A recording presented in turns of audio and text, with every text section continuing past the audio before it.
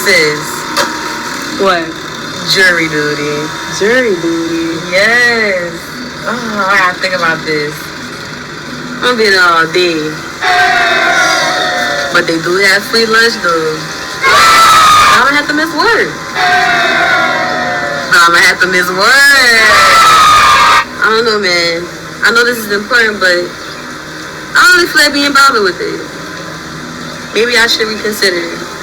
It is, after all, my civic duty. Open the mail. What do I see? A chance to do my civic duty. Why me, I sigh, wondering why I must go to court despite committing no crimes. But wait, why run? Away from my chance to see justice is done? Why do I cling to my need to be free, when so rarely do the 12 peers resemble me? True justice should be blind, but is it blind enough? When people of color come before a judge, it's usually one who's tough on crime, and yet, when another's on trial, they get a slap on the wrist and a fine. So no, it's not jury duty, it's jury opportunity, to have real juror diversity, to quench an everlasting thirst in me, to be that voice and that peer for those who look like me. Commonwealth's Attorney Tom Wine asked for Judge Olu Stevens to be removed from all criminal cases in a filing with Kentucky's Supreme Court Monday. The root of the debate goes back to 2014, when Stevens dismissed an all-white jury in a black defendant's case, saying the defendant could not receive a fair trial. If I were on trial for a crime, I want my jury to be diverse.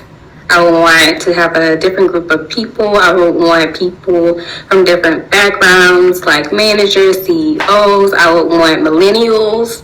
And also I would like elders on my jury so that I may have different perspectives and different understandings coming to the table.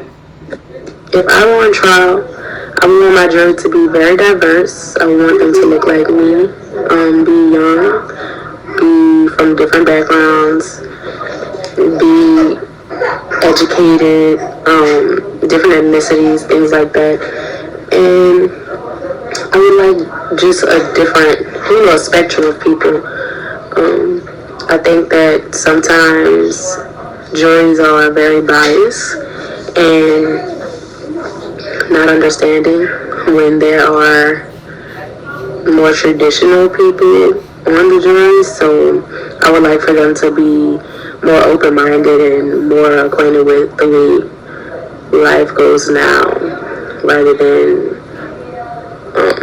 how it was in the 90s or even 2000s. Like, things have changed, and I feel like we should have more of a say in how things go now, just as a young black woman.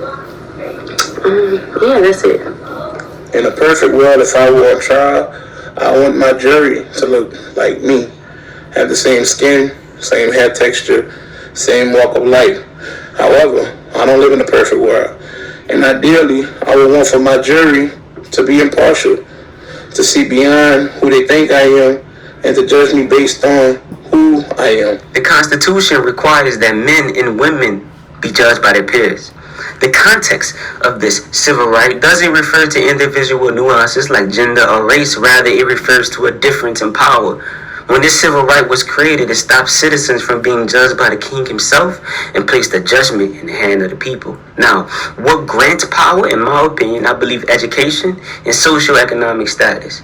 Because with these two, inimitable opportunities are given to a person, irrespective of ethnicity or where they stay in the world. Now, these, I believe, are the foundations of an experiential commonality. So if I were on trial, I would hope that the state that invested time and money in creating a constitution to protect me would then use that same compassion to find people who could judge me fairly. Because only a person who was once hungry can empathize with the hungry. That's common sense. Don't get me wrong, I am not seeking pity, nor am I seeking to evade accountability. I only hope to drink of the little justice that is left in the fountains of America. And if I am judged by men and women with the same educational and social economics background as me, I won't be seen as a stranger or foreigner. Rather, I will be seen as a brother who fell down and only needs to be picked up by little grace and mercy.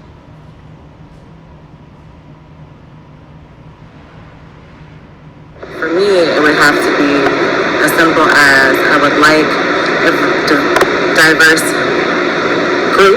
Of course, I would specifically want majority to be minority. Preferably women, a variety of some that are just graduating out of college and some who have already had careers. But majority, I would want the faces to represent a mixture of diverse people, as some Black, Asian, Hispanic, and so on. And I would prefer them to be not probably over the age of 50. So I would think that they would be able to be more relatable, able to, whatever the crime was, I mean, it could be a various of things, but someone that is able to relate, someone who is able to put themselves in my shoes, whether it be race or gender, and be able to have a sense of understanding and be able to look at things from all different aspects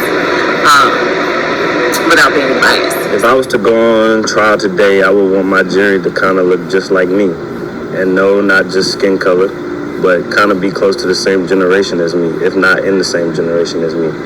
I know that all wouldn't happen all the time, but sometimes you need your lawyer to speak to people, and they'll need to be able to understand where you're coming from or get what you're saying. So that's why I say I kind of want them to look like me. Tonight, the demand for change is stretching beyond law enforcement and into the courtroom, where nationwide, Black people are convicted at higher rates. They're prosecuted more, they're arrested more, they're punished more.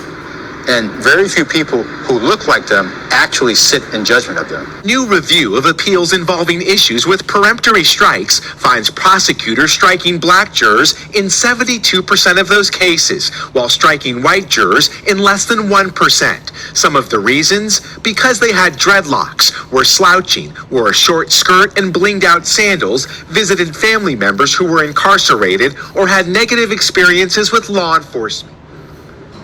I asked a simple question. What would you want your jury to look like if you were on trial? I was intentionally vague because I didn't want to influence anyone's answer.